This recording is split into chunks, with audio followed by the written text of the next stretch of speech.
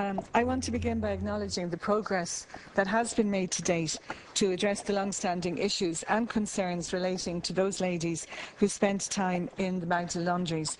And it's very heartwarming to meet those who have had settlements made and to see the difference that it has made in their lives. Some of them I've met live in Ireland, others are living abroad, and they've waited a very, very long time, but it has made a considerable difference. There's absolutely no doubt that regardless of the time a lady spent in the laundry, whether it was a few months, 1 or 2 years, longer years, or for some of them their whole lives, there's absolutely no doubt that everybody who was there was affected by what happened in those laundries. And I think everyone has agreed that what's needed is a fair, transparent, efficient, restorative justice process. And I want to recognise the work of Justice for Magdalens, with whom I've been very involved, because they've been relentless in trying to bring that about. And I do think that's the common denominator, or it should be, between all of us, that that the process is fair, transparent, efficient, and that it is a restorative justice. My own life experience would convince me also that it's a collaborative effort that will bring about the best results. I was struck by the group emails that are coming in, by the title that they had, which is "Don't Break Your Promises to the Magdalene Women." And I think that's the crux of what's happening and is to happen, and we have to be sure that promises are not broken. We know the Taoiseach's apology. It was so well received by the ladies. I think it was probably one of those moments here in the Dáil that anyone who was here that night will always remember.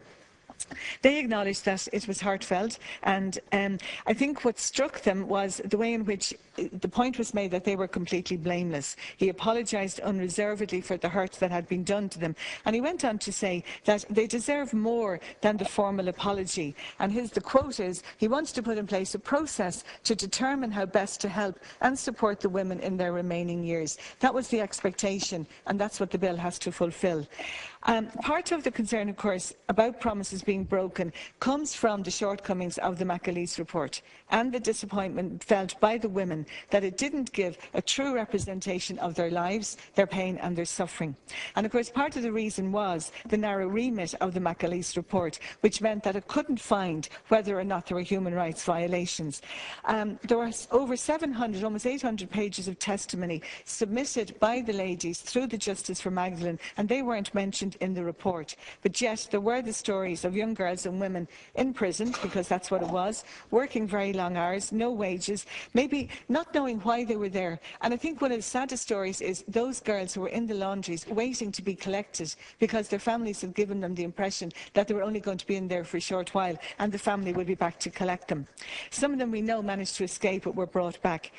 We know length of stay is a problem, because 61% of known entries, according to the McAleese report, spent less than a year. But that is disputed by other research and electoral registers, which are showing a minimum of 8 and 9 years for some. And we know what the UN Committee for Torture, how critical it was of the report as being incomplete and not up to the standard of a thorough investigation.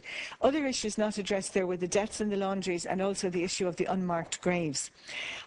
What is good is that applicants don't have to prove that they suffered abuse or danger.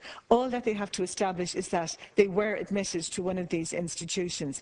Of course, the payments are varying depending on the length of stay, and there have been problems about this, which leads to the fact that because of the shortcomings of the McAleese report and because of all the connections between Magdalen laundries, mother and baby homes, industrial schools, county homes, there were hopes that the Commission would be a much more comprehensive and inclusive process. But I suppose I'm living in hope that the Commission will go where the story leads the Commission.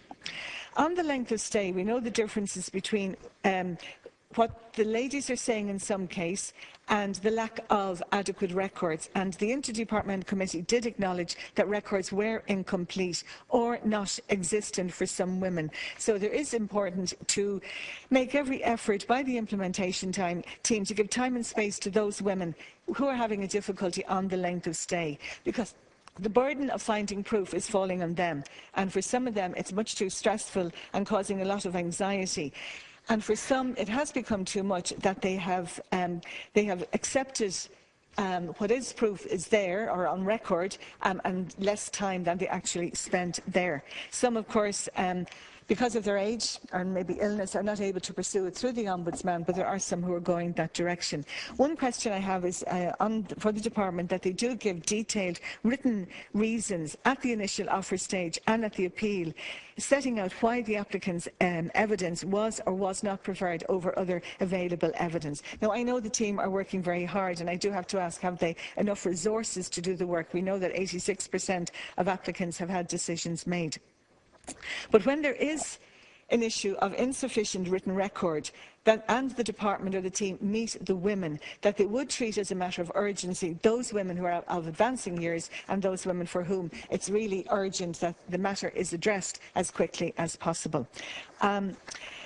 On the relation to the bill, the three areas are healthcare, capacity and pension entitlements. And we know the first recommendation for Judge Quirk was on the HAA card, the full range of services. Now, I had leaders' question here last week. The Taoiseach confirmed that it was the HAA card. The Minister has said this. But there are grey areas and there is ambiguity there, and it has to be cleared up that it is the full range of services that will be available. And I think the Minister has to come in and she has to specify in more detail.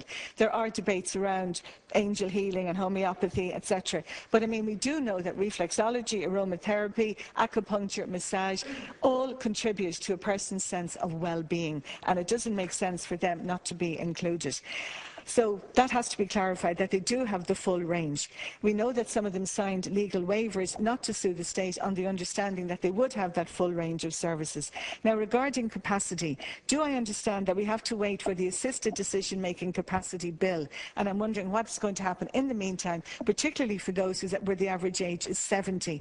We know there are ladies in institutional settings and in nursing homes, some with mental health issues. And Judge Quirk did find a significant minority would face difficulties. So I'm just asking that something has to be done in the meantime if we do have to wait for this assisted decision-making capacity bill, and perhaps the work of the National Advocacy Service could be brought on board.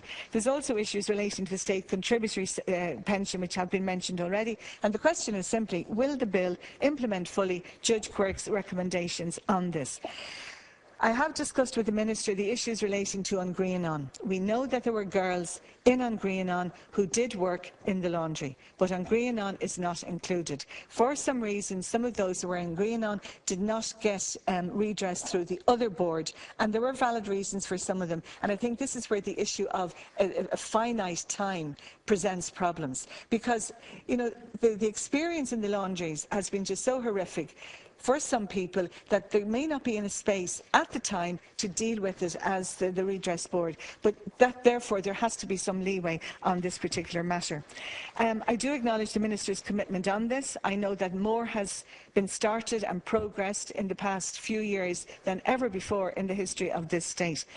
We've so many dark moments in our history, from the famine to all these issues around institutional care to what happened in the North during the Troubles. We have to be responsible, we have to be adult, we have to be mature enough to take all of these on board, to face the past, to face those dark moments, and we have to face them in a way that we acknowledge accountability and responsibility. You know, we are told that the truth will set us free. Dreadful things happened to the women. Dreadful things happened in the institutions. The religious congregations have a lot to answer for.